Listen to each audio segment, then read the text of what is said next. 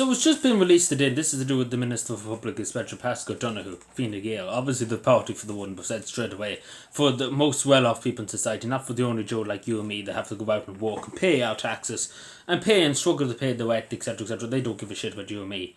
But it's been talked about in the media today, and obviously this raises the question, the next question about, and it's very important.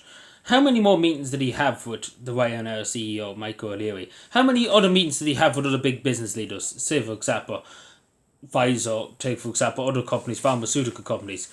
Because we all know Fine Gael and Fianna Fáil, the party for the big business, etc., etc., not for the small man or the small woman with a small shop down the road. They're getting fucked over by the revenue, in taxes. Take, for example, the small coffee owner who has a small place in rural Ireland. They're not there for them. There's no support for them. They're getting the finger thrown at them. And these big businesses, take for example, Ryanair, I presume they're probably getting, nudge under the table, basically, if that makes any sense.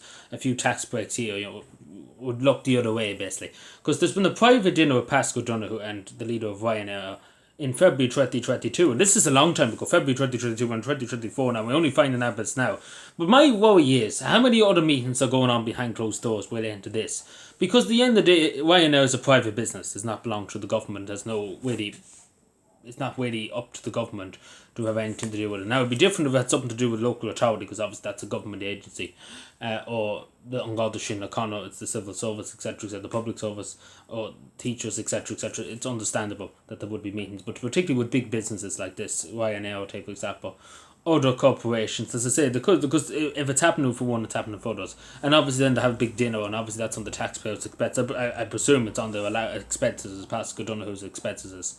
But my fear is, why is this? It's happening probably every day of the week with big businesses, because all the TDs, you have to remember, Paschal Donohoe included, along with the rest of them, are multi-millionaires. Like, all of them are literally multi-millionaires in hundreds of millions of euro in property, etc., etc. Literally all of them could literally are multi-millionaires. Like, they're literally not starving. Like, none of the TDs have to worry about paying a bill. None of them have to worry about that.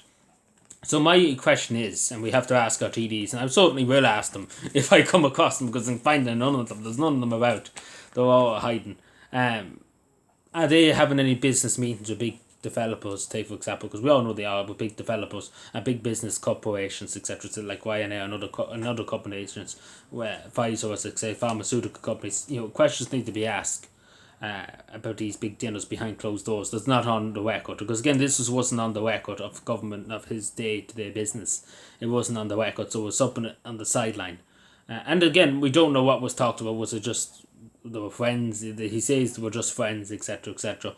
But we all know he probably was looking for a little nudge, a few bob under the table for Paschal Donohoe, and we make a few problems go away, and you look the other way with a few things in terms of regulations, etc. We look the other way.